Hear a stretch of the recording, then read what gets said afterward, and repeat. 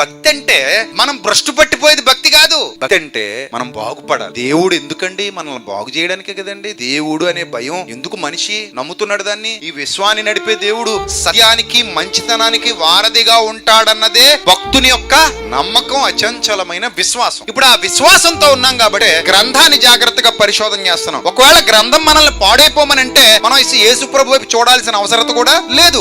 యేసు ప్రభు చెప్పాడు, నేను రోగాన్ని కలగజేయడానికి రాలేదు, రోగిని బాగు చేయడానికి వచ్చాను అన్నాడు. అందుకే రోగులకే గాని ఆరోగ్యము గల వారికి వైద్యుడు అక్కర్లేదని స్పష్టంగా చెప్పాడు. మీ ఆత్మీయ రోగాన్ని బాగు చేస్తాను. నిజంగానే ఎంతమంది ఆత్మీయ రోగాలు బాగు చేశాడు.